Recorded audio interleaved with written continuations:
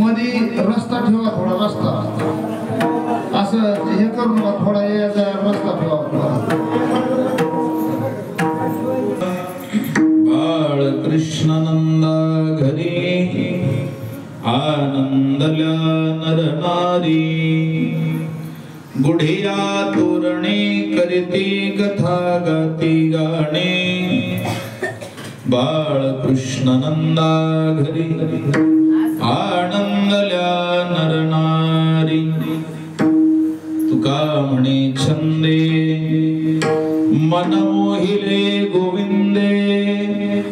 बाळकृष्णानंदा घरी आनंदल्या नरनारी. पांडुरंगा करू प्रथम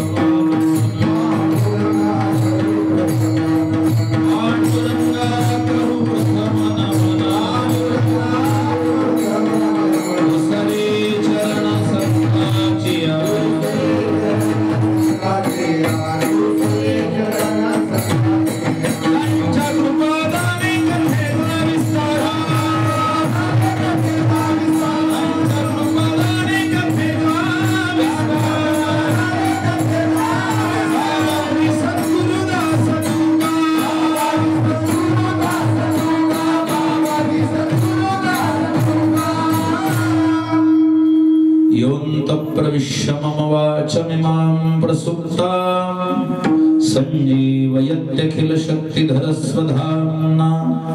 अन्यांश्च हस्तचरणश्रवणत्वगादीन् प्राणान् नमो भगवते पुरुषाय तुभ्यं.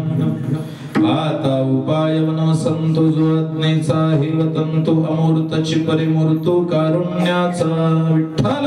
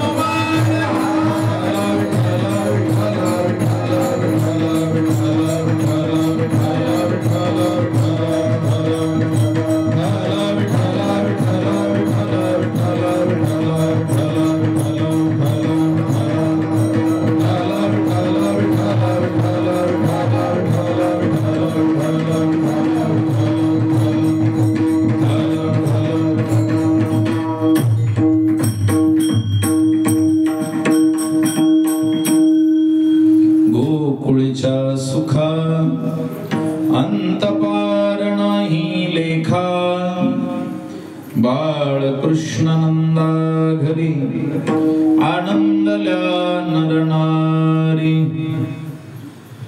संत श्रेष्ठ श्री जगद्गुरु जगद्वंदनीय श्रीमंत श्री तुकोबाराय यांचा हा अभंग आहे.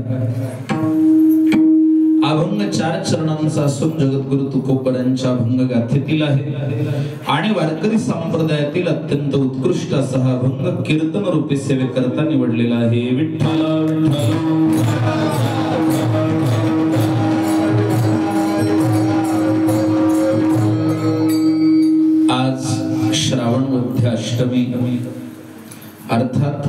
कृष्णाष्टमी अर्थात गोपालाष्टमी आणि आजच्या या पवित्र दिवशी आपल्या मौजे नागझरी या नगरीमध्ये नागझरी तालुका केज या आपल्या गावी अत्यंत आवडीनं श्रद्धेनं भक्तियुक्त अंतःकरणानं आयोजित केलेला अखंड हरिनाम सप्ताह सोहळा ग्रंथराज ज्ञानेश्वरी पारायण सोहळा आदी करून भव्य दिव्य संपन्न होत असलेला उत्सव आणि या उत्सवातील आजची ही दिवस तिसऱ्या दिवसाची हरिकीर्तनाची सेवा दासाकडे क्रमप्राप्त आहे आणि दास सेवेकरता रुजू आहे. विठ्ठला विठ्ठला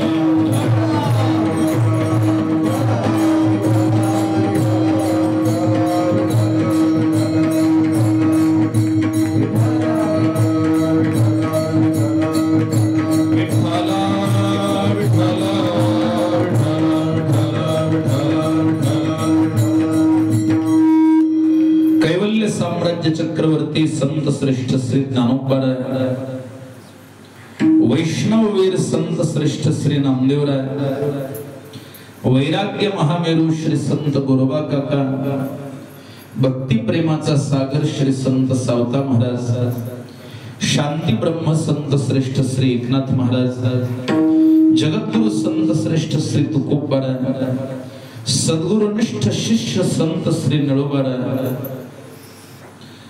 श्री संत जनाबाई श्री संत मुक्ताबाई श्री संत कुर्मदास श्री संत सेना महाराज श्री संत चोखोबाराय आदी करून संत परंपरेमध्ये आधुनिक काळामध्ये वैकुंठवासी पूजनीय विष्णुबुवा जोग महाराज त्यांचे 4 शिष्य वैकुंठवासी लक्ष्मणबुवा इगतपुरीकर वैकुंठवासी मारुतीबुवा गुरव वैकुंठवासी मामासाहेब आणि वैकुंठवासी संत श्रेष्ठ श्री बंकट स्वामी महाराज त्याच परंपरेमध्ये श्री संत भगवान बाबा ऐश्वर्य संपन्न संत तथा पांडुरंगाचे अवतार श्री संत भगवान बाबा श्री संत वामनभाऊ महाराज आणि या संत परंपरेमध्ये श्री संत बाळनाथ बाबा श्री संत गंभीर बाबा आपल्या नागझरी गावला ज्यांचं वास्तव्य आणि साधना झाली असे श्री संत चंद्रशेखर बाबा महाराज आदी करून सकल संतांच्या श्रीचरणी साष्टांग दंडवत प्रणिपात वंदन करतो आणि कीर्तन सेवेला आरंभ आहे. श्री संताची माथा चरणावरी साष्टांग हे करे दंडवत विठ्ठला विठ्ठला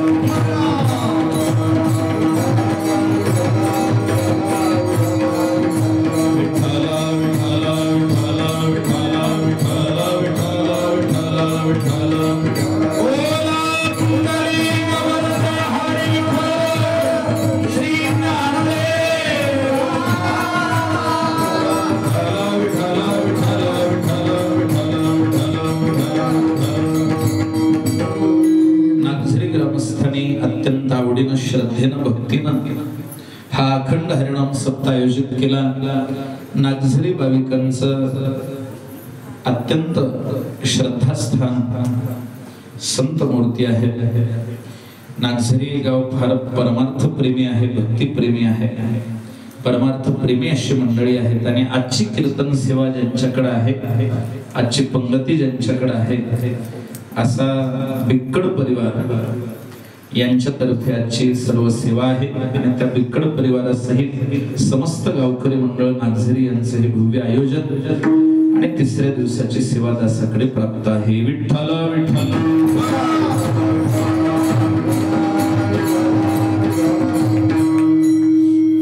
थोडे इकडे या मामा, तुम्ही बी या. विनेकरी थोडं पलीकड सरका, काकू थोडं पलीकड किंचित फेटेवाले मामा जरा सरका. हा ती गमजा गुणाच आहे, ती काढून घ्या. आता तुम्ही जरा इकडं व्हा, दोघं तुम्ही तिथंच राहा, तुम्ही अजून इकडं व्हा, खिडक्या मोकळ्या करायला. विठ्ठला विठ्ठला विठ्ठला काढून घ्या.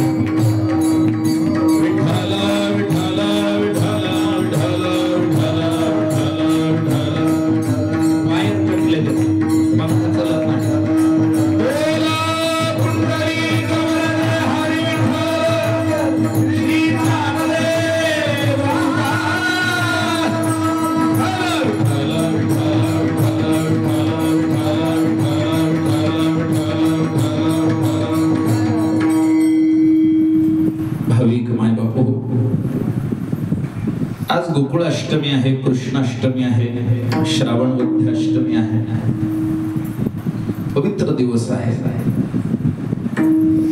साक्षात परब्रह्म भगवान श्रीकृष्णाचा जन्माचा दिवस आणि आपल्या सप्ताहामध्ये हा जन्मोत्सवाचा सोहळा योगायोगाने आला. भगवान श्रीकृष्ण कोण आहेत?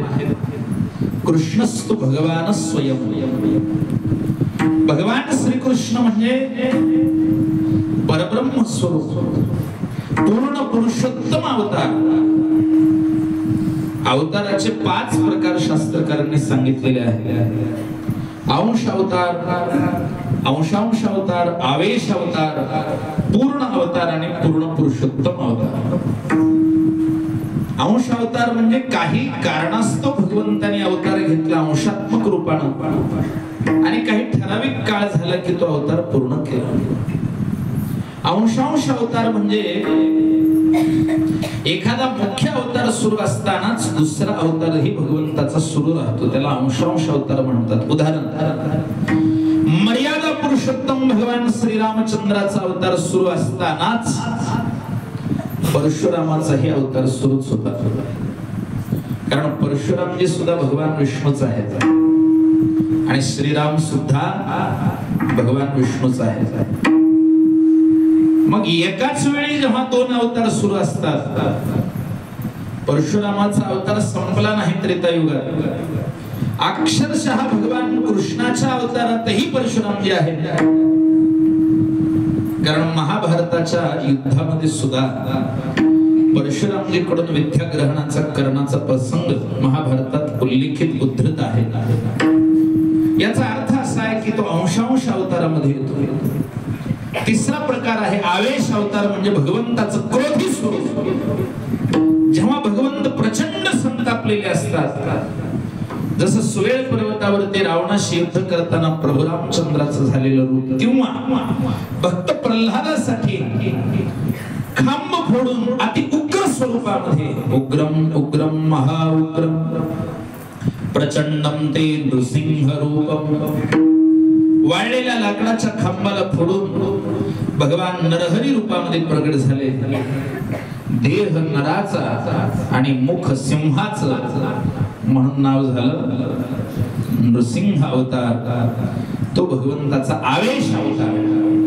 कारण जेव्हा हिरण्यकश्यपला मांडीवर घेतलं आणि चौकटीवर बसून आपल्या हाताच्या नखांनी त्याचं पोट चिरलं आणि त्याचे आतडे बाहेर काढून भगवान नृसिंह खेळत बसले,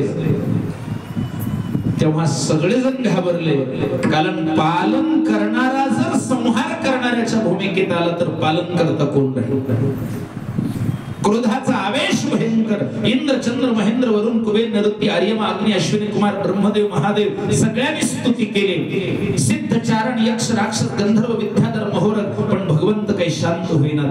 हे सगळे मंडळी लक्ष्मी मातेकडे गेले. माते, तुम्ही शांत करा, कारण पाय लक्ष्मीच्या हाती तिसी यावे का कुळती. पण लक्ष्मी माता म्हणल्या, किती रागात आहेत मला बघू द्या.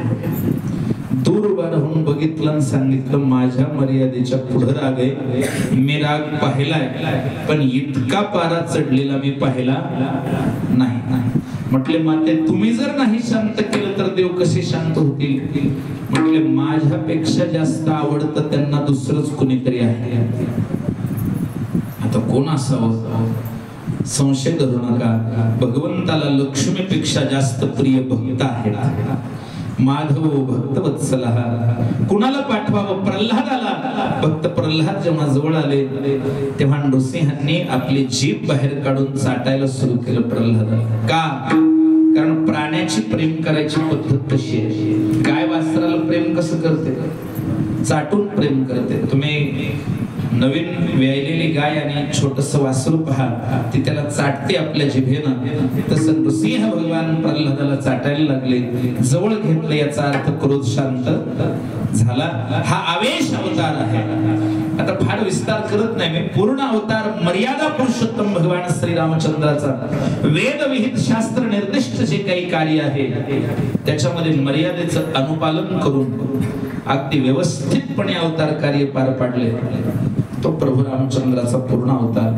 कारण काय करावं आणि काय करू नये हे मनगडंत निर्णय होऊ शकत नाही. तस्मात शास्त्र प्रमाण कार्य व्यवस्थित, शास्त्र प्रामाण्य लागतं. ते श्रीराम अवतारामध्ये आहे. सगळे सद्गुण रामाच्या अवतार लीलेमध्ये आपल्याला पाहायला मिळतात. म्हणून राम पूर्ण अवतार आहे. पण श्रीकृष्ण अवतार हा एकच अवतार, पूर्ण पुरुषोत्तम अवतार आहे. राम अवतारातही काही कमी राहिली असेल ते कृष्ण अवतारात भरून काढले. जसं गायीची सेवा, गायीचं रक्षण, गायीचं पालन राम अवतारात करायला वेळ मिळाला का? ते कृष्ण अवतारात केलं. दुसरी गोष्ट, खोड्या करायला राम अवतारात मिळाल्या का? नाही. कारण मर्यादा पुरुषोत्तम म्हणल्यावर मर्यादेचं उल्लंघन करून जाता येत नाही. म्हणून कृष्ण अवतारामध्ये खोड्याही आहेत, लीलाही आहे आणि विशेषत्व करून गोसेवाही आहे. मर्यादेच्या पुढे आता राम आणि कृष्णात अंतर काय आहे? राम आणि कृष्णात अंतर काय आहे? भगवान श्रीरामचंद्र म्हणजे काठोकाठ भरून गेलेली नदी. पाऊस पडला, पाणी भरून गेलं, काठोकाठ भरून गेलं. पण कृष्ण म्हणजे नदीला आलेला पूर. पूर वेगळा आणि काठोकाठ भरून जाणं वेगळं. कारण जेव्हा काठोकाठ नदी वाहते तेव्हा काठ न सोडता वाहते, चाकोरीबद्ध वाहते. पण कृष्ण तसे नाही, तसे राम आहेत. कृष्ण कसे आहेत? नदीला आलेला पूर आहे, काठ सोडूनच व्हायचंय, तेव्हा त्या पुराची विशेषता असते. विठ्ठल विठ्ठल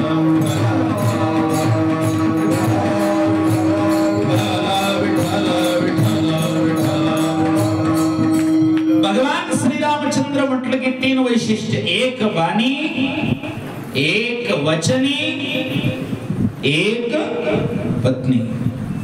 एक बाणी याचा अर्थ रामाच्या भातड्यात एकच बाण होता असं नाही. एकाच बाणामध्ये समोरचं कार्य सिद्धीला जात होतं. काही असू द्या, मग ते त्रिशरा खरदूषणाच्या वधाचा प्रसंग असू द्या, सुबाहूच्या वधाचा प्रसंग असू द्या, नाही तर मारीचाला मृग रूपात आल्यावर मारण्याचा प्रसंग असू द्या, हे सगळं एकाच बाणात. त्या त्रिशरा खरदूषणासोबत 10,000 दैत्य होते. प्रभू रामचंद्रांनी एकाच बाणात त्यांचा नायनाट केला. दशसहस्राणि दैत्यानां एक बाणेषु शरेषु तन्नाशयत्. महर्षी वाल्मिकी वर्णन करतात, एका शरामध्ये म्हणजे बाणामध्ये त्याचा नाश केला. हे राम अवताराचं महात्म्य आहे. म्हणून एक बाणी, एक वचनी आहे. वडिलांनी वचन दिलं होतं, महाराज सम्राट दशरथांनी कुणाला? कैकेयीला, मी तुला 2 वर देतो.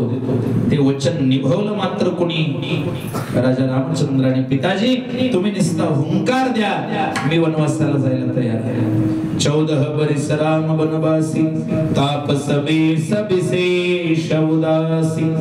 आणि त्यांच्या कुळाची रीत आहे, रघुकुल रीती सदा चली आई, प्राण जाय पर वचन न जाई. म्हणून राजा रामचंद्र, राघवेंद्र सरकार एक वचनी आहेत. आता एक पत्नी बद्दल तर बोलायची गरज नाही. सीतेचं हरण झाल्यावर किती लांब राहिले ते? नाशिक. पंचवटी कुठं आहे? नाशिकला. तिथून जे प्रभू निघाले ते थेट काय म्हणतात कन्याकुमारी. काय किती दूर आहे ते?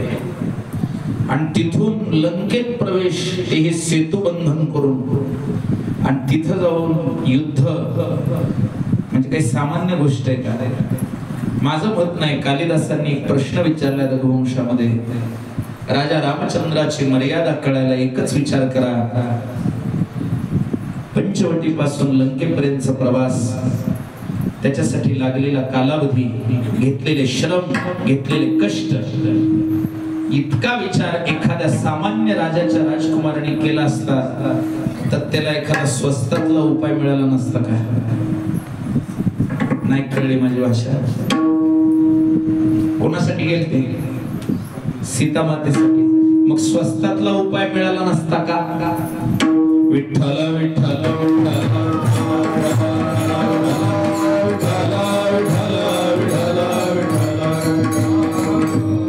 लोकल रेमेडी पण काही विषय असतो ना, तिथल्या तिथं काही नियोजन. जरा उघड बोलू का? कानाला हात लावून बोलतो. राजा रामचंद्राला दुसरा विवाह करता आला नसता का? राजा रामचंद्र आहेत ते, पण तसा विषय आहे का? एक पत्नी व्रत आहे प्रभू रामचंद्राचा. कृष्ण कसे आहेत? कृष्ण परब्रह्म आहेत. रामाने प्रत्येकाला सीता सोडून नकार दिला. काय प्रस्ताव आले नव्हते असा विषय नाही. सुलोचनेचा प्रसंग समोर उभा आहे, सुलोचनेचा प्रसंग समोर उभा आहे, पण सीता सोडून इतराच्या बाबतीत परस्त्री ते म्हणावी माता, बाकीचा विषय नाही. आणि दुसरा विषय की दुसरी पत्नी हा विषयच नाही. आणि भगवान कृष्णाचं पहा, नकार नावाचा प्रकारच नाही. विठ्ठला विठ्ठला विठ्ठला.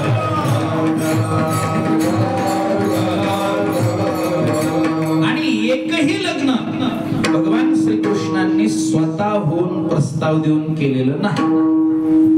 सगळे त्यांच्याकडे होऊन आलेले प्रस्ताव आहेत. रुक्मिणी असो, सत्यभामा असो, जांबवंती असो, कालिंदी असो, मित्रविंदा असो, सत्या असो, भद्रा असो, नागनचिती असो, लक्ष्मणा असो, किंवा 16,100 ची प्रमुखा रोहिणी आणि त्या 16,100 हे सगळं त्यांच्याकडून होऊन आलेला प्रस्ताव भगवान कृष्णाचा. आणि भगवान कृष्ण एवढे विवाह करूनही पूर्ण ब्रह्मचारी. काय त्यांचं तेज, काय त्यांचं ओज. तुका म्हणे नटधारी,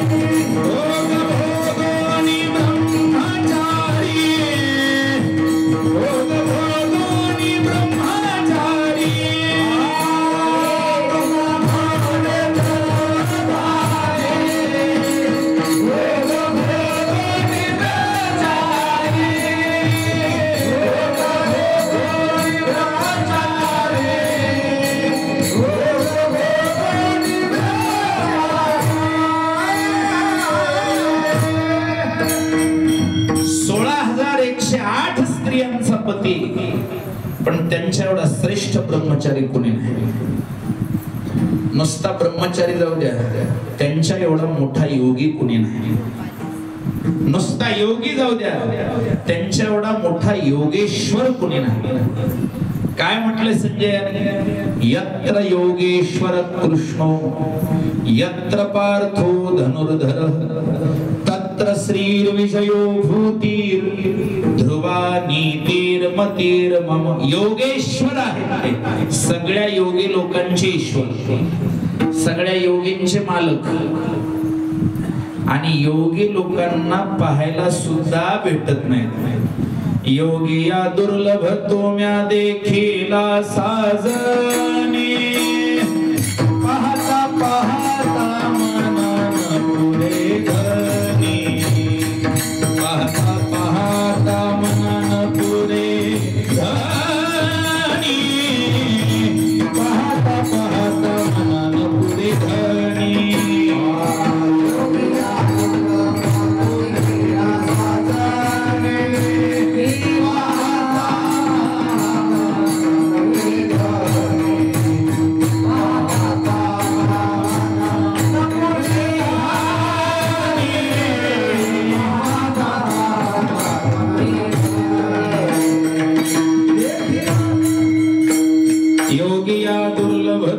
देखीला साजनी, पाहता पाहता मना न पुरे धनी. योगी या दुर्लभ. ज्ञानोबाने तर सांगितलंय, तुम्ही वैकुंठी नसे वेळुईक भानुबिंबही न दिसे, वरी योगियांची मानसे उमरडून जाय. योगियांच्या स्वप्नात येणं सुद्धा दुर्लभ. आणि अप्रतिम सौंदर्य म्हणजे कृष्ण. कृष्णाचं सौंदर्य किती, जगातलं सगळं सौंदर्य एकत्र करा आणि त्या सगळ्या सौंदर्याचं सार जर असेल तर कृष्णाच्या पायाचं नख आहे फक्त. इतकं सुंदर आहे भगवान कृष्ण. पाहिल्याबरोबर वेडाच झाला पाहिजे बघणार. पाहिली या विधला बैसे जीवी जडोनी.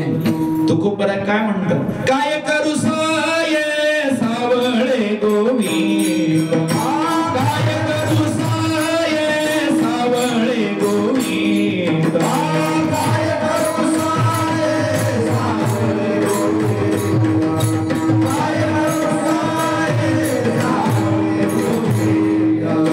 काय करू साये सावळे गोविंद, काय करू साये सावळे गोविंद,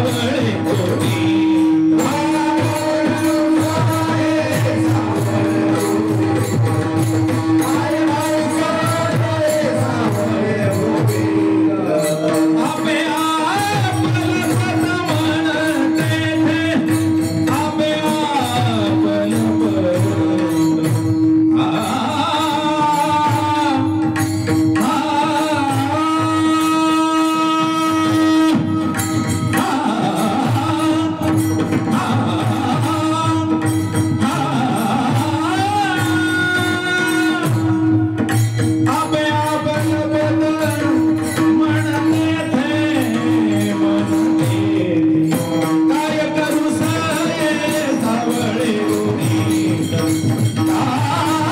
करू साये सावळे गोविंद.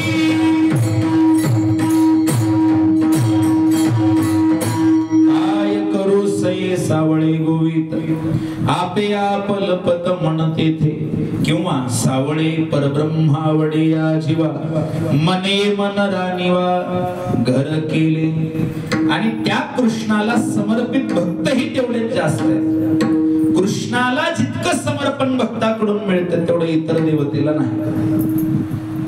जगदंबेचे भक्त आहेत पण आमचं भलं करीतच आहे. महादेवाचे भक्त आहेत संसारात बरं राहू दे इतकंच आहे. पण कृष्ण भक्ती आणि समर्पण हे नातच वेगळं आहे. कृष्णाचा भक्त म्हटल्यावर त्याला भीतीच नाही. काय निंदा व्हायची होऊ द्या, काय जगाने विचार करायचा करू द्या. परितो वनमाळे नवे संगे,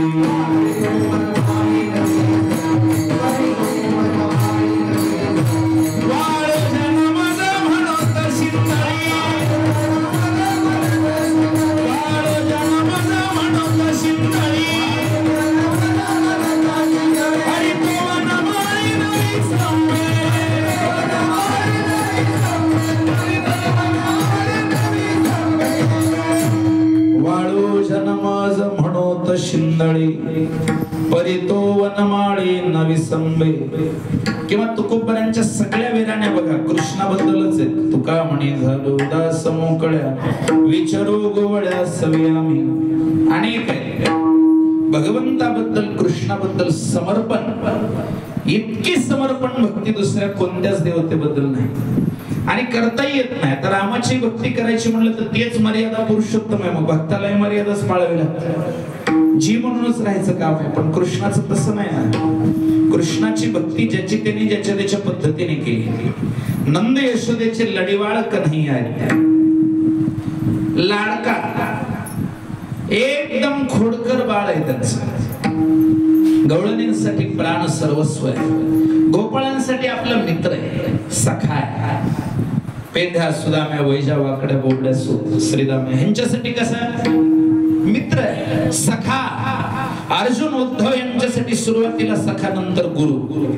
विश्वरूप पाहिल्यावर अर्जुन दचकला आणि बोलतो सखेति मत्वा प्रसभं यदुक्तम. हे कृष्ण हे यादव हे सखेति अजानता महिमानं तवेदं मया प्रमादात प्रणयेन वापी. स्पष्ट सांगितलं देवा मी तुम्हाला सखा मित्र मानत होतो, पाहुणा मानत होतो. विश्वरूप पाहिल्यावर कळालं तुम्ही कोण आहात. परब्रह्म स्वरूप आहे कृष्ण. अवतार श्रेष्ठ कृष्ण आहे. अवतार शब्दामध्ये अव हा उपसर्ग. अव उपसर्गाचा अर्थ होतो खाली येणे. संस्कृत मध्ये जे उपसर्ग आहेत ते उपसर्ग काय करतात? महर्षी पाणिनींनी त्याचं उत्तर दिलं. उपसर्गेन धात्वार्थ बलाद अन्यत्र नीयते. धातूच्या अर्थाला बळच दुसरीकडे न्यायचं काम किंवा परिष्कृत करून विशेष भर टाकण्याचं काम या उपसर्गांचं आहे. आणि त्याचा उल्लेख पाणिनींनी अष्टाध्यायीत प्रादयः या शब्दाद्वारे केलेला आहे. प्रादयः म्हणजे काय? प्र आदी करून कोणते? आ अन अस निर निस दुर दुस प्रा आव हे सगळे उपसर्ग आहेत. त्याच्यात अवतार शब्दामध्ये आव हा उपसर्ग आहे. कशा करता? आव उपसर्गाचा अर्थ आपली स्थिती सोडून खाली येणं आणि स्तार येते म्हणजे तारण्या करता. भक्ताला, सज्जनाला, संताला तारण्या करता परब्रह्म स्वरूप सोडून शबल ब्रह्मत्व ईश्वरत्वाने अवतार रूप धारण करून नाम रूप गुणक्रियेचा स्वीकार करून या सृष्टीत देवाचा येणं म्हणजे अवतार. आला नावा रूपा तुका म्हणी झाला सोपा विठ्ठला विठ्ठला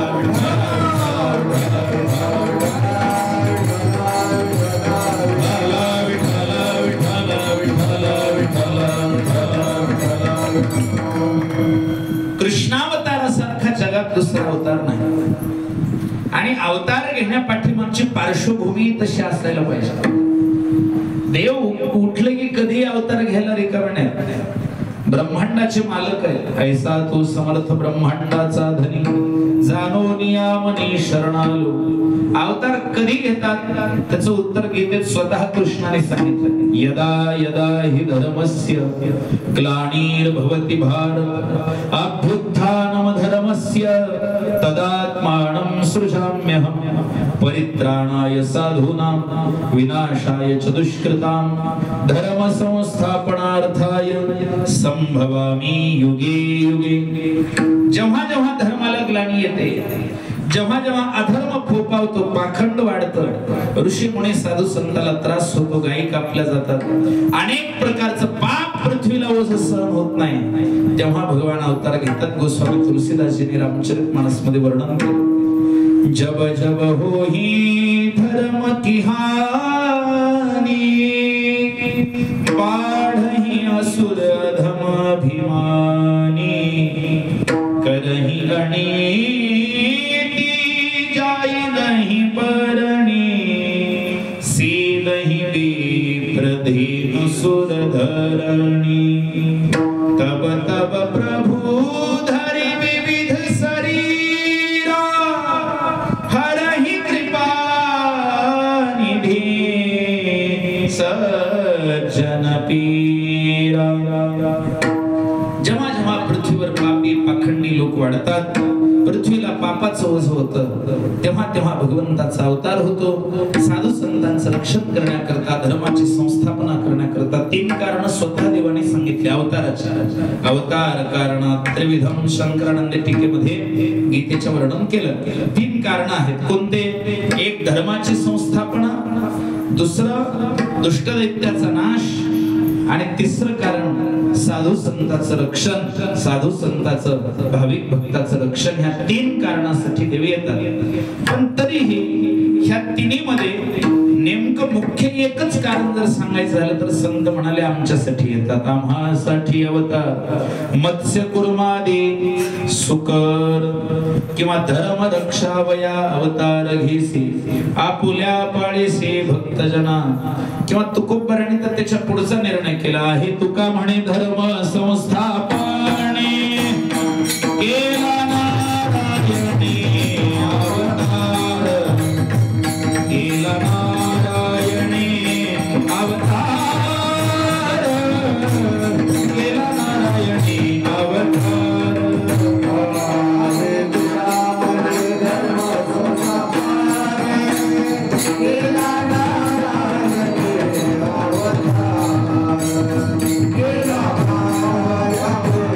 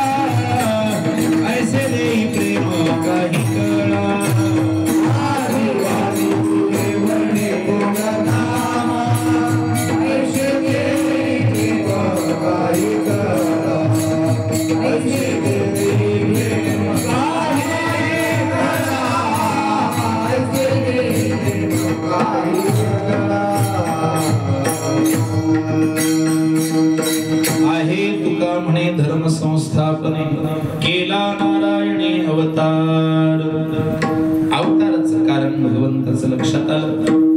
आता अवतार म्हणजे एखाद्याचा बिघडलेला वेश म्हणजे सुद्धा अवतार आहे. साध्या भाषेत एखाद्या माणसाचे कपडे मळलेले असते, चेहऱ्यावरती माती वगैरे लागलेली असते, आणि घरी आला तर काय म्हणतात माहितीये, काय अवतार केलाय.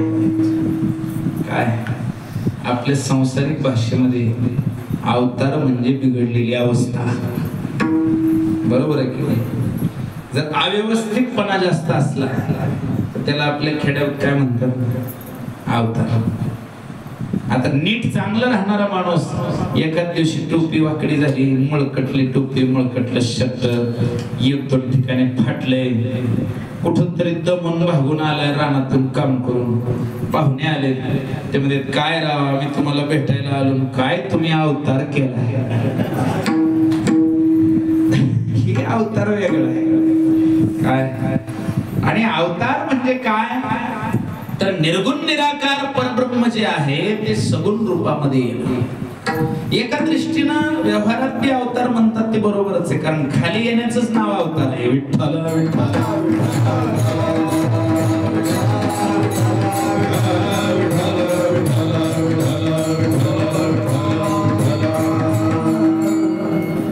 कृष्ण कळायला फार कठीण, कारण वरचं स्वरूप वेगळं आहे आणि आतलं गुह्य वेगळं आहे कृष्णाचं. काही काही जणांचं सगळं सारखं असतं, आत बाहेर सारखेगा. कृष्ण तसे नाही. कृष्णाचं गुह्य आतून वेगळं आहे आणि वरून दाखवायचा खेळ किंवा लीला मात्र वेगळी. एका एका लीलेचा अर्थ गहन, एका एका लीलेमध्ये दडलेलं गुह्य वेगळं आणि इत्यर्थ आणि मतितार्थ वेगळा आहे. विठ्ठल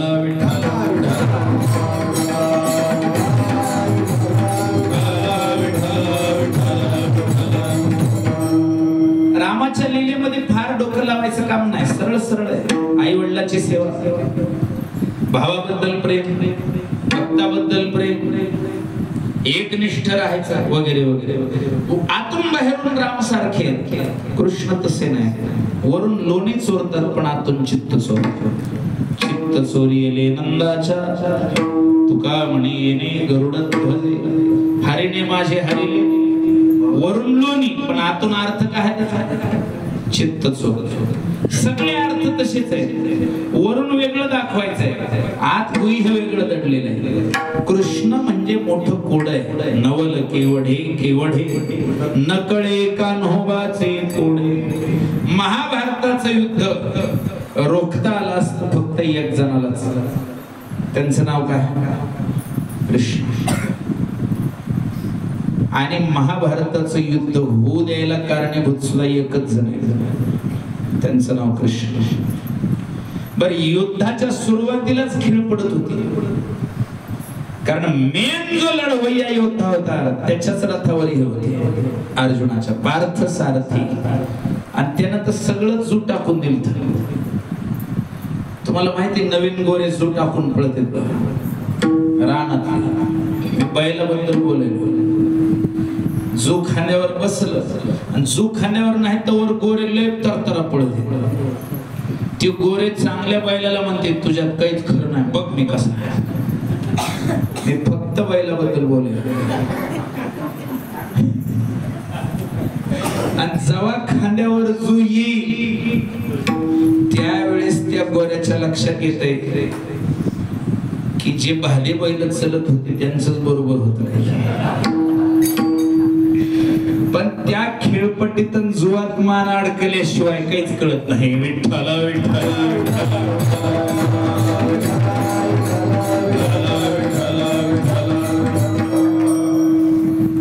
ती जी बैल असतात, गोरे असतात, त्यांना जो मानावर दिलं की जो टाकून पळायला तयारी. पण ती किती दिवस पळली, एकदा दोनदा, मोरकीन आवरत नाही, ताकद असते. मग काय करतात माणसं, येसन घालते कोणाला, बैलाला नाही, बैल पाहता झाला गोऱ्याला. येसन पक्की बसली की गोर पुन्हा तितकं पळत नाही. त्याला माहिती मालक नीट येसनीला धरतय आणि येसन नाकाला काच ती पुन्हा. विठ्ठल विठ्ठल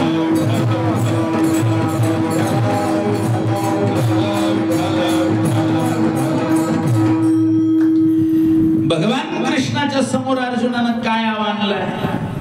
गांडीवम संस्कृते हस्ता त्वच्चैव परिदह्यते. धनुष्य गळून पडला, अंगावर रोमांच उभे राहिले, घामा गरज झाला, थर थर थर थर कापायला. जाऊ द्या, एवढं कशाला, रथाच्या खालीच उडी टाकली. कृष्ण म्हणले, कुठे गेले मालक आमचे? आता अर्जुन हा कृष्णाचा कोण होता? कोण?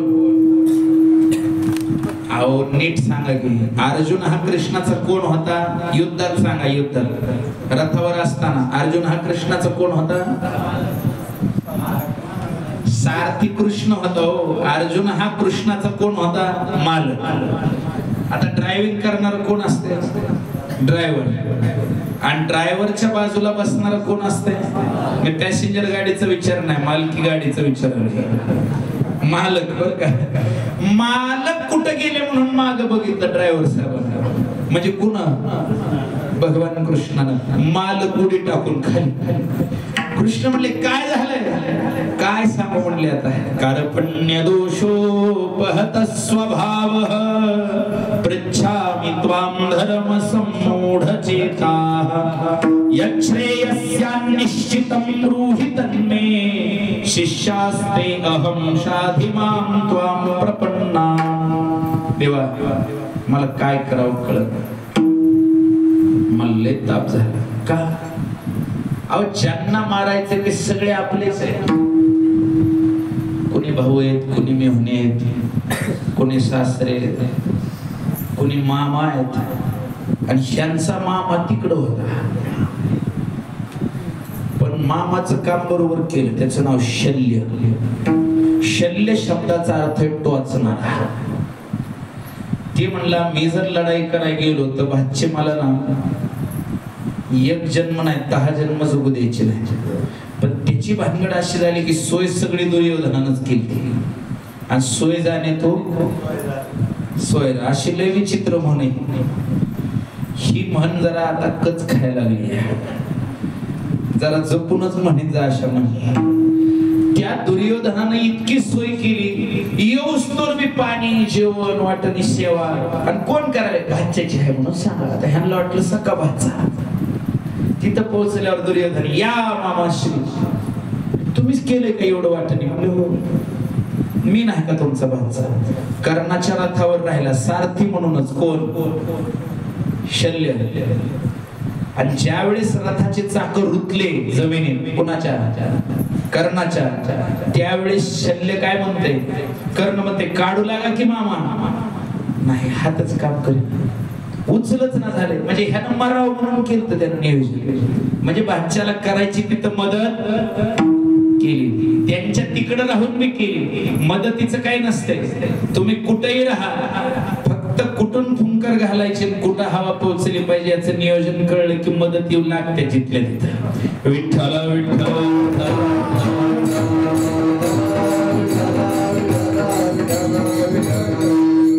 शल्य म्हणजे टोचणारा. दुर्योधनाला शेवट कळाला नाही, मामा आमच्याकडून आहेतच का नाही. मरायच्या आदल्या दिवशी दुर्योधनानं विचारलं शल्याला, होय मामा आमच्याकडूनच होता की? म्हणले 100%. तिकडं मदत केली का? म्हणले नक्कीच. आणि हे जे राहतात का हे लय धोकादायक आहे. इकडच्या सगळ्या बातम्या तिकडं ट्रान्सफर वाया ब्लूटूथ का सगळं इकडचं तिकडं सांगत येतं. इकडलं कुठं कचखळग आहे, कुठं कमजोरी आहे. म्हणून एकतरी शल्य पाळलेला असावा आणि आपल्या कळपात शल्य येऊ देऊ नये. शल्य शब्दाचा अर्थ मेडिकल सायन्स मध्ये ऑपरेशन असं आहे, शल्य चिकित्सा. विठ्ठल विठ्ठल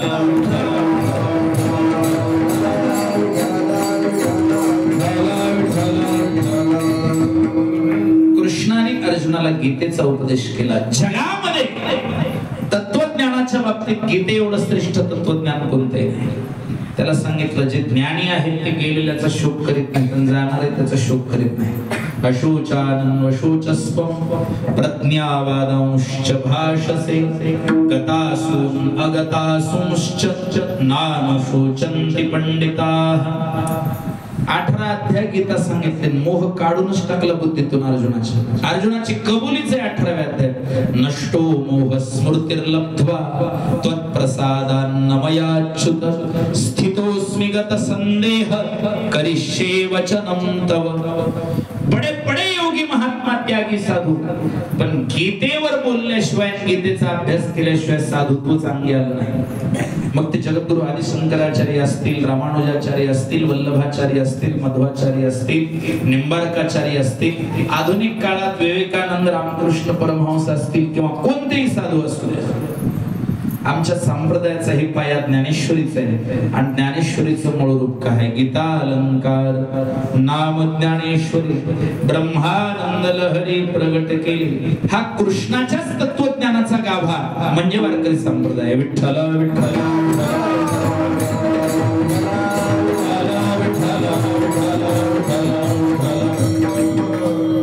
कोणताही संप्रदाय असू द्या, कृष्णाला नाकारायची हिंमतच नाही. महानुभव असू द्या, चक्रधर स्वामी, बाकीचं ते लीळाचरित काय असेल ते असू द्या, पण कृष्णाला नाकारू शकत कुणी असो.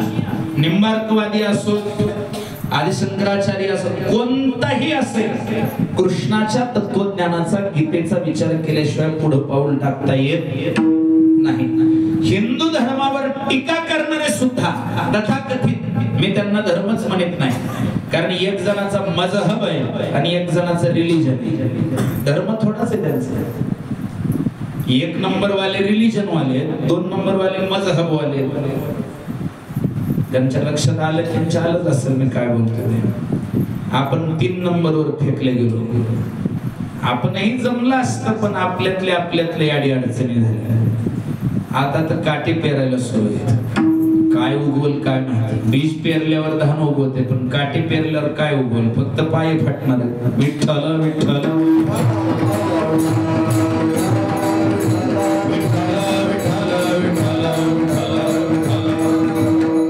भगवान कृष्णाचं जे ज्ञान आहे कृष्ण रूपात, आणि 2 वेळेस, एक अर्जुनाला गीता सांगितली, पण तो कृष्णाच्या अवतारातला मध्य भाग आहे. तिथं अवतार संपलाय का? नाही. उताराचा जो काळ आहे तिथं उद्धवासोबत संवाद आहे. भागवताच्या 11व्या स्कंधाला मुक्ती लीला नाव आहे, आणि त्या 11व्या स्कंधात उद्धवासोबत जो संवाद आहे, तो उद्धवासोबतचा संवाद हे सुद्धा अत्यंत गुह्य ज्ञान आहे. तेही मराठीत आमच्या शांती ब्रह्म एकनाथ महाराजांनी नाथ भागवताच्या रूपाने आणलं. त्यामुळे वारकरी संप्रदायाचं टोटल तत्वज्ञान पाहिलं तर कृष्ण सोडून इकडं तिकडं हलत नाही. विठ्ठल विठ्ठल. पंढरपूरला जो उभा आहे पांडुरंग, तो कोण आहे?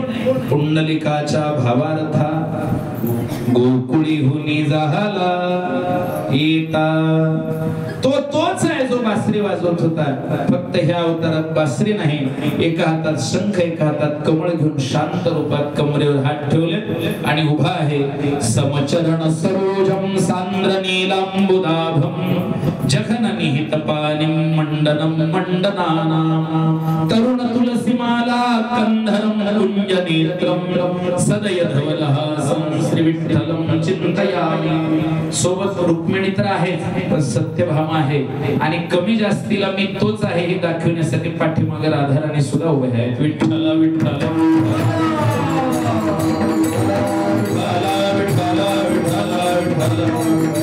पांडुरंग म्हणजे कृष्णच, आणि कृष्ण म्हणजे पांडुरंगच.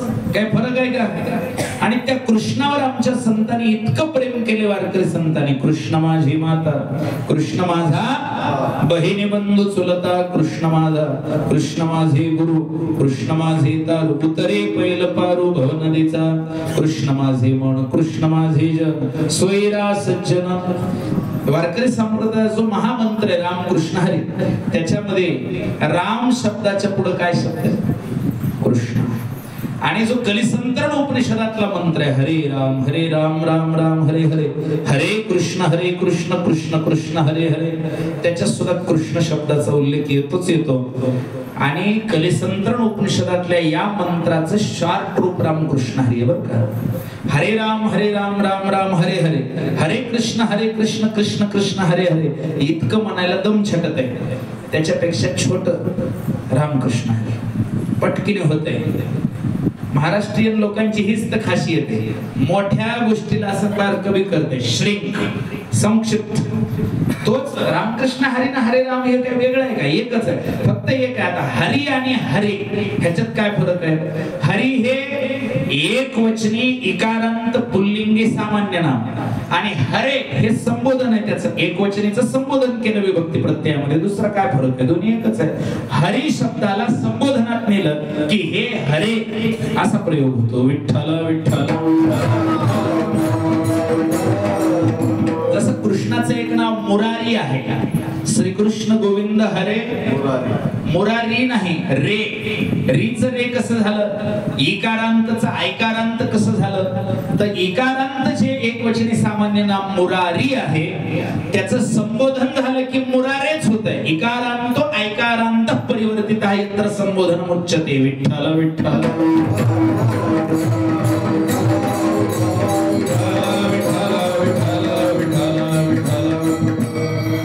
कृष्ण हे सर्वांच्या हृदयात आहे, पण कृष्ण सोडून जर तुमचं मन इकडे तिकडे भटकत असेल तर ती विषय वासना आहे आणि त्याचा परिणाम दुःख भोगावं लागणार. बार काही नाही का बरं का?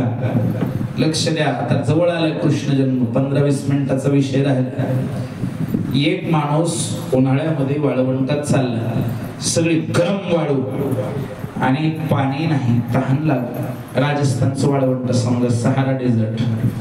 तिथून चालला, प्रचंड तहान, वापी खूप तडाक काही नाही. असं संस्कृत बोललं की जड जाते. सोपं सांगतो. विहीर नाही, नदी नाही, ओढा नाही, नाला नाही, कुठं गाव नाही, घर नाही, बोर नाही, पाणीच नाही.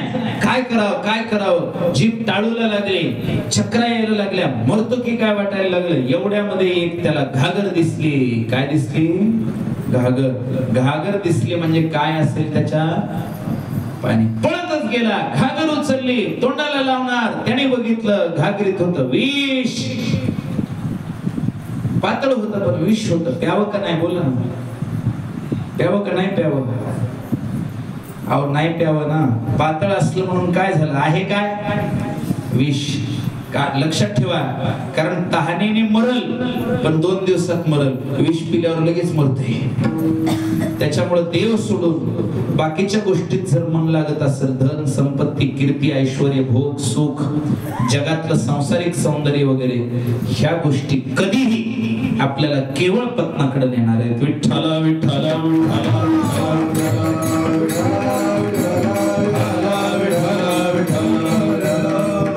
आणि कृष्ण भावप्रिय देवता आहे. काही देवता क्रियाप्रिय असतात. इंद्र तुम्हाला पाहिजे असेल तर यज्ञ करावा लागेल. इंद्र कशाने तुष्ट तो? ऋग्वेदात आलाय. ऋग्वेदातला मंत्र सांगतो तुम्हाला. सहयज्ञा पुरोहोताः संस्तुष्ट्वांस्तान्मिन्द्रेषु समखाननो मनुष्ठयन्ताध्यमेति. वेद भगवान सांगतात इंद्रदेवाला प्रसन्न करण्याकरता मख म्हणजे यज्ञाचं अनुष्ठान करावं लागतं. क्रियाप्रधान देवता इंद्र. कृष्ण क्रियाप्रधान नाहीत, भावप्रधान आहेत. क्रिया जरी चुकीची असली, भाव योग्य असला की कृष्ण प्रसन्न होतात. आता हे क्रिया आणि भाव काय हे कळण्याकरता नाथ महाराजांनी एक दृष्टांत दिला. थोडस सांगतो तुम्हाला. अर्धा मी सांगतो, अर्धा तुम्ही समजून घ्या. एखादी स्त्री आपल्या मुलाला मिठी मारते, आपल्या बाळाला, तेव्हा तिची भावना काय? आणि तीच स्त्री आपल्या पतीबद्दलची भावना काय? क्रिया एकच. जी क्रिया मुलाबद्दल सांगितली तीच पतीबद्दल, पण भावना एक आहे का पुत्रा ते अळिंगिता तव जैसिका पतिशी कांता. क्रिया एकची तत्वता परिभाव भिन्न जैसा. विठ्ठल विठ्ठल.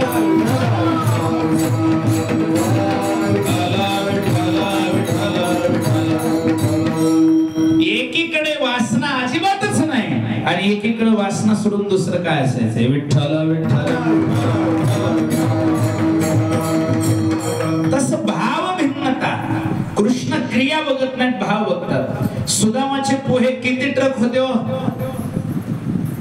नागझरी किती ट्रक होते? पण किती पोते होते सांगा? नव्हते, ट्रकभर नव्हते आणि पोते बी नव्हते. मुठभर पोह्यासाठी गाव सोनियाचा केला. मुठभर होते. क्रिया महत्वाची नाही, त्याच्या पाठीमागचा काय महत्वाचा आहे? भाव महत्वाचा आहे. सुदामाच्या बद्दल जे आहे तेच सगळीकडे सत्य आहे. अहो गवळ्यांच्या पोरांमध्ये काय होतं? गवळ्यांची ताक पिरे कोण पोरे चांगली. क्रियाप्रधान देवता वेगळ्या आहेत. इंद्र क्रियाप्रधान आहे, कुबेर क्रियाप्रधान देवता आहे. ते बघतात अनुष्ठान केलंय का, यज्ञ झालाय का, आहुत्या पडल्यात का, आम्हाला पाहिजे तसं आयुष्यात आहे का. कृष्ण ते बघत नाही. त्यात काय संबंध आहे? पत्रम पुष्पम फलम तू यो मे भक्त्या प्रयच्छति तदहम भक्ति परतमश्नामि भक्त्या प्रयतात्मनः. जे दिलंय ते दिलंय. नाही देऊ द्या. भावे तुळशीदळ जुडा दोन्ही हात मनावे पतित वेळोवेळा. काहीच जरी नाही दिलं तरी त्यांना फरक पडत नाही. फक्त हात जोडा. भाव महत्वाचा आहे. कृष्णाच्या प्राप्ती करतात. आणि हे कृष्ण जे आहे त्यांच्या अवताराचं जे काही कार्य आहे त्याचा खूप सूक्ष्म विचार तुम्ही करा, म्हणजे कळेल कृष्ण काय आहे. वरवर पाहिलं तर कृष्ण कधीच कळणार नाही. कृष्णाची लीला एवढी खोल असते, सखोल असते की कळायला सुद्धा खूप वेळ जातो. कळायला सुद्धा. आणि कृष्णाची भक्ती करणं सोपं नाही बरं का. करायची का नाही आधीच ठरवा. महादेवाची भक्ती सोपी आहे. शिव भोळा लय लवकर प्रसन्न होते बाबा आणि थोड्यात होते. पण महादेवाची भक्ती भौतिक साधन संपत्तीसाठी आहे आणि कृष्णाची भक्ती मोक्ष करत आहे. मग कोणतं पाहिजे तुम्हाला? मोक्ष पाहिजे का संपत्ती पाहिजे? बोला. मोक्ष ना. कीर्तन सुटल्यावर घरी जायचे का नाही? आता कीर्तनापुरतं माझ्यासारखं बोलणार आहोत तुम्ही, मला माहित आहे. लय पक्का अनुभव आहे मला. कीर्तनात माणसं मोक्षच म्हणतात. तुम्हाला एक आरती म्हणून दाखवतो. ओम जय जगदीश आहे, त्याचे 2 चरण आहेत. मी वेगवेगळे म्हणून दाखवतो. तुम्हाला जे आवडलंय ते इमानदारीने सांगायचं. आता एक म्हणतो बरं का. सुख संपत्ती घर आवे कष्ट मिटे तन का. एक जणाचा डाळ. प्रभू कष्ट मिटे तन का. सुख संपत्ती घर आवे, सुख संपत्ती घर आवे कष्ट मिटे तन का. ओम जय जगदीश. हे एक चरण आहे. याचा अर्थ काय? सुख संपत्ती येऊ द्या, शरीराचे रोग जाऊ द्या. आता अजून एक चरण म्हणतो. विषय विकार मिटाओ कीजिए संतों की सेवा. प्रभु संतों की सेवा. विषय विकार मिटाओ, विषय विकार मिटाओ कीजिए संतों की सेवा. ओम जय जगदीश. विषय विकार मिटवा, काम क्रोध जाऊ द्या, संतांची सेवा घडू द्या. आता हे झाले 2 चरण म्हणून दाखवले. पहिला आवडले का दुसरं? नाही खरं सांगा. दुसरं? वाह, नागझरीकरांना विशेष धन्यवाद दुसरं आवडल्याबद्दल. पण आता कसा आहे जरा संशय. समजा येऊच लागलं तर नको म्हणतो का आपण? सुख संपत्ती घर आवे येऊ द्या म्हणायला हरकत नाही. निश्चय चांगला आहे, पण मन मात्र तिकडे जोड घेते. सुख संपत्ती येऊ द्या आणि शरीराचे रोग जाऊ द्या. आता हे विषय विकार मिटू द्या आणि संत सेवा घडू द्या. हे लय लय सूक्ष्म झालं. त्याला भाग्य लागते तेवढं व्हायला पाहिजे. उद्देश तोच असावा. पण ह्या आरतीत दोन्ही चरण घातले बरं का संतांनी. त्याचं कारण आहे, त्यांना माहिती आहे काही जण तिकडची बी आहेत आणि काही जण, कारण भक्त दोन प्रकारचे, सकाम भक्त आणि निष्काम भक्त.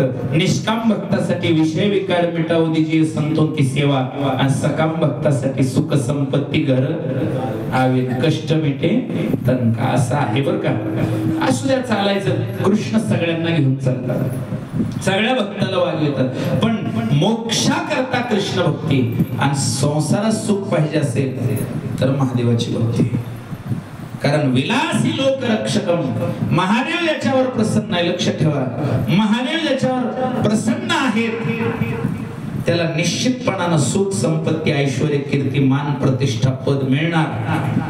पण जो कृष्णाच्या मागे लागला भक्ती करायला, एकतर लवकर प्रसन्नच होत नाही कृष्ण, आणि जर झालेच तर त्याचं सर्वस्व हरण करतात, त्याचं धन हरण करतात, त्याची संपत्ती त्याची कीर्ती सगळं चोरून घेतात.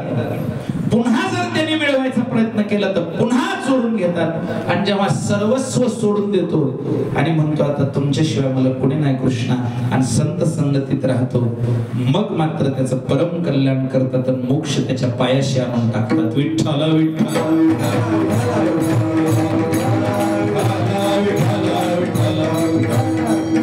त्याच्यामुळे जरा अवघड आहे कृष्ण भक्ती बरं का. लय सहन करायची ताकद लागते कृष्णाचा भक्त. तुम्हाला कृष्ण भक्त व्हायचंय का? व्हायचंय का? किती सहन करावं लागतं सांगू तुम्हाला. मुंडकोपनिषदात सांगितलं, क्षुरस्य धारा निशिथा दुरत्यया दुर्गम पथः. तलवारीची धार आहे कृष्णाची भक्ती. हात फिरवा फक्त, रक्त बंबाळ झाल्याशिवाय राहणार नाहीत. कठीण भक्ती कृष्णाची, कारण कृष्ण भक्तीला जितकं वैराग्य लागते तितकं कुठंच लागत नाही. कृष्ण म्हटले वैराग्य पक्का असलं तर माझ्या प्रेम भक्तीला तू येशील, नाही तर तुझ्याच्याने भक्ती करणं शक्य नाही. इंद्रियार्थेषु वैराग्यम अनहंकार एव च जन्म मृत्यू जरा व्याधी दुःख दोषानुदर्शनम. या दृष्टिकोनातून त्या भगवान कृष्णाच्या अवताराचं प्रयोजन कसं होतं त्याची कथा सांगायला सुरू करतो, कारण वेळ थोडा राहिला. फुलं आणि गुलाल वाटायला सुरू करा कार्यकर्ते मंडळी. विठ्ठल विठ्ठल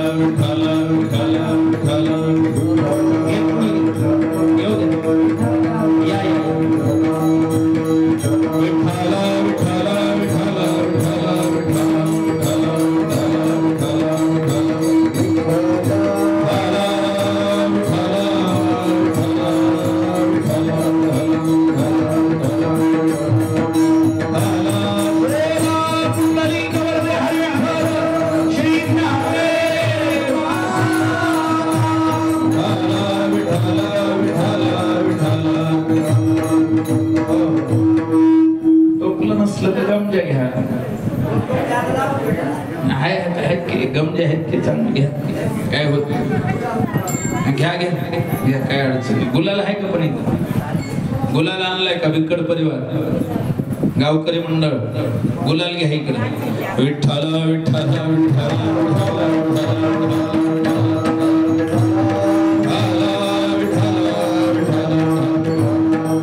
द्वापर युगाच्या अंतिम चरणामध्ये पृथ्वीवर पापाचं ओझं वाढलं, अन्याय अत्याचार अधर्म वाढला, पाखंड वाढलं. पृथ्वीवरती मधुपुरी नावाची नगरी, मधुपुरी म्हणजे मथुरा नगरी बरं का, लक्ष द्या. मधुपुरिया नामती नगरम आसीद. मधुपुरी म्हणजेच मथुरा आणि मथुरा म्हणजेच मधुपुरी. पहिलं नाव मधुपुरी आणि नंतर पडलं ते मथुरा. असं बदलत आहेत बरं का गावाचे नाव. आता आपल्या गावाचं नाव नाग झरी, पण आमच्यासारखी अनपड माणसं काय म्हणतात माहिती का? नाजगरी. काय काय जण नाजघरी म्हणते. आता काय करावं, पण खरं नाव काय? नाग झरी बरं का. हे चलत राहत. तर विषय असा आहे की त्या मथुरा नगरीमध्ये महाराज उग्रसेन राज्य करीत होते. उग्रसेन राजाला एक भाऊ होता. मी सगळं विचारणार आहे कीर्तन सुटल्यावर, ध्यान धरून ऐका. त्यांचं नाव होतं देवक आता लय दिवसाला कीर्तनाला आलोय त्याच्यामुळे ढिलं सोडणार नाही. देवकाला एक मुलगी होती तिचं नाव होतं देवकी आणि उग्रसेनाला एकच मुलगा होता त्याचं नाव होतं कंस. काय नाव होतं? कंस. कंस आणि देवकी हे सख्खे चुलत भाऊ आणि चुलत बहीण. नीट ऐका बरं का, सख्खे बहीण भाऊ नाही, सख्खे चुलत बहीण भाऊ आहे. कंसाचं लग्न झालं जरासंधाच्या मुलीसोबत. आता जरा थोडं शांततेत करा की. जरासंधाच्या मुलीसोबत सासरवाडी खराब मिळाली, ह्याला संस्कार वाईट लागले. कंस पहिल्यापासून वाईट वृत्तीचा नव्हता. बारकाई नाही का, जरासंधाचे कुसंस्कार कंसाच्या बुद्धीवर पडले आणि उग्रसेनाचा पुत्र इतका बिघडला. म्हणून काही माणसं लग्नानंतर बिघडतात, काही माणसं लग्नाच्या आधीच बिघडलेले असतात. नीट ऐका. आणि काही माणसं म्हातारपणी चाळा निष्ठुते, ते तर लय धन्यवाद द्यायचे पात्र आहेत. 60 वर्षापर्यंत माळ करीन, 65व्या वर्षी माळ काढली पठ्यान. काय सांगाव तुम्हाला, असे काय काय बहादर आहेत. पुन्हा बिघडते शेवटला आणि पिऊ पिऊच मरत येत. पाणी हो गडूळ विठ्ठल विठ्ठल.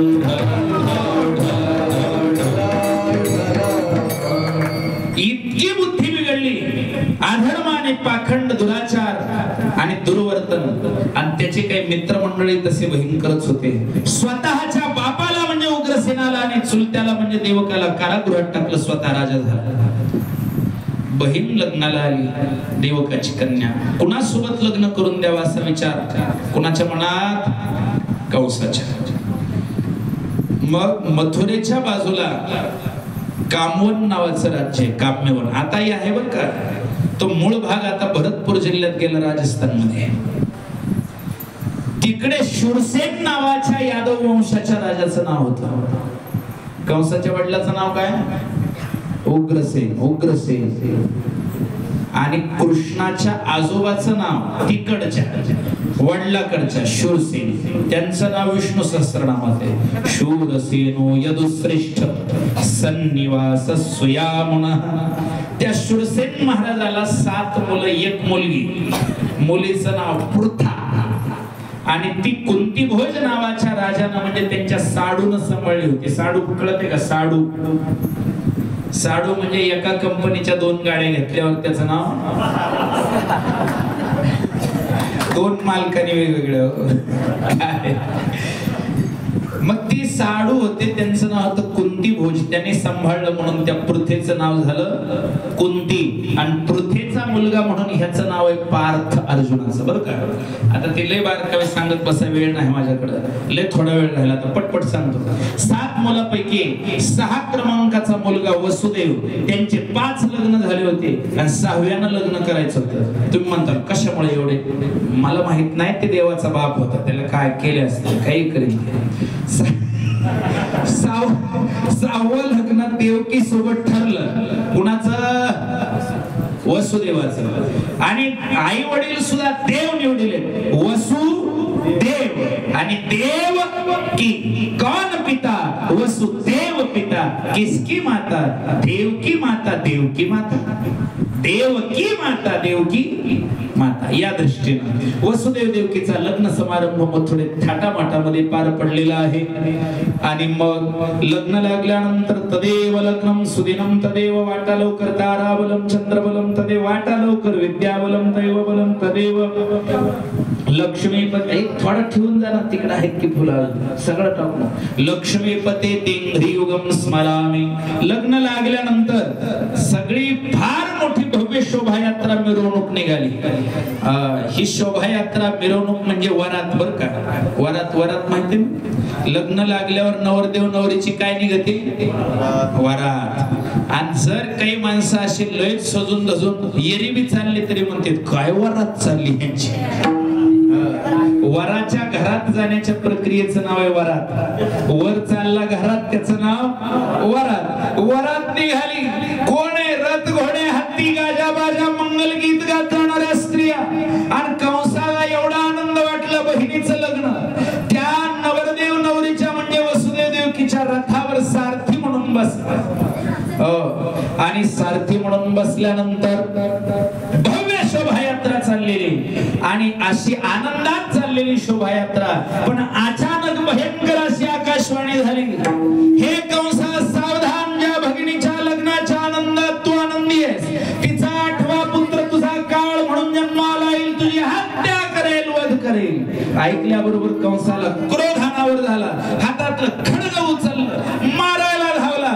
वसुदेवाने हात धरला, थांब, मारू नकोस, ही तुझी बहीण आहे, स्त्री हत्या पाप आहे, मारणारी ही नाही, हिचा 8वा मुलगा आहे, तू आम्हाला कारागृहात ठेव, झालेला प्रत्येक पुत्र मी तुला आणून देईल, वचन देतो. मग वसुदेव देवकीला बेड्या आणि संखळामध्ये बांधलं आणि कारागृहात नेऊन टाकलं. किती वाईट वाटलं असेल, विचार करा भाविको. लग्न ज्या दिवशी लागले त्या दिवशी संध्याकाळी जेलमध्ये जायची वेळ आली. तर देवाचे मायबाप आहेत म्हणून आपण विचार करीत नाही बरं का, माणूस म्हणून विचार करा. लग्न लागल्यावर नवरदेव नवरीचे काय स्वप्न असतात. आता ह्या देवाला जायचे, त्या देवाला जायचे, तिकडं जायचे, तुळजापूर, आपले कोणचे पंढरपूर, आळंदी, जेजुरी, ज्योतिबा, आमक तमक, आमकाबा तमकाबा, गावदेव बी असते. हे स्वप्न सोडून कारागृहात जायचे आणि बसायची वेळ आली. कुणाला? वसुदेवानी. बर टाकणारे लांबचे असते तर काहीच वाटलं नसतं. टाकणारा कोण आहे? टाकणारा कोण आहे? भाऊ. आणि ह्यांचा मेहुणा. मग किती वाईट वाटलं असेल. देवाचे मायबाप आहे, असतंय, भोगावं लागते, त्याच्याशिवाय देवाचे मायबाप होता येते का? दगडाला टाकीचे घास बसल्याशिवाय देव पण येत नाही. तसं वसुदेव देवकी बेड्या आणि शृंखळामध्ये बांधून पडलेले, परंतु निसर्ग नियमाप्रमाणे 9 मास पूर्ण झाले आणि मग 9 मास 9.25 महिने पूर्ण झाल्यावर पहिला मुलगा जन्माला आला. बाळ कीर्तिमान नाव ठेवलं, आणून दिला कंसाकडे. कंसाने विचार केला, मारणारा 8वा हा पहिला आहे म्हणून सोडून दिला.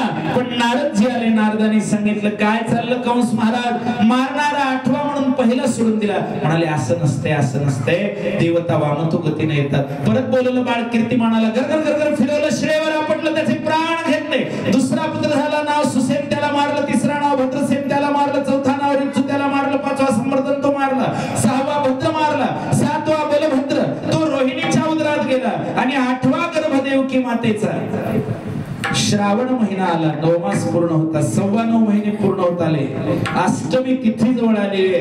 देवकी मातेच्या पोटाचं उदराचं तेज ब्रह्मलोकापर्यंत मावेना. काय आनंदात आहे देवकी माता. आणि तेवढ्यामध्ये श्रावण महिना, कृष्ण पक्ष, अष्टमी तिथी आलेली आहे. संध्याकाळ उलटली, मध्यरात्र होत आली. रामाचा जन्म भर दुपारी 12 वाजता आणि कृष्णाचा जन्म मध्यरात्रीला 12 वाजता.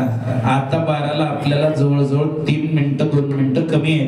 तयारी चालूच आहे आपली. सगळे वाटून घ्या पटापट फुलं वगैरे. हा, पाळणा कुठं आहे कृष्णाचा? कुठं? हा, आणलंच नाही का? बरं असू द्या, मी पाळणाही म्हणतो, करायचं नाही एवढा. बरं जाऊ द्या, फोटोचं काय नाही. आता कुठं टाकतो? इकडे टाका, ग्रंथावरच टाका. आता सगळं देवाकडे टाकायचे फुलं नंतर, बरं का? तयारीत राहा. भगवान श्रीकृष्ण अयोनी संभव 8 वर्षाच्या बालमूर्तीच्या रूपामध्ये, तमद्भुतम बालकांबुजे क्षणम, तमद्भुतम बालकांबुजे क्षणम, प्रगटो स्मिरित चतुर्भुजम. चतुर्भुज रूपामध्ये अयोनी संभव. पोटातलं जे तेज होतं ते बाहेर प्रगट झालं.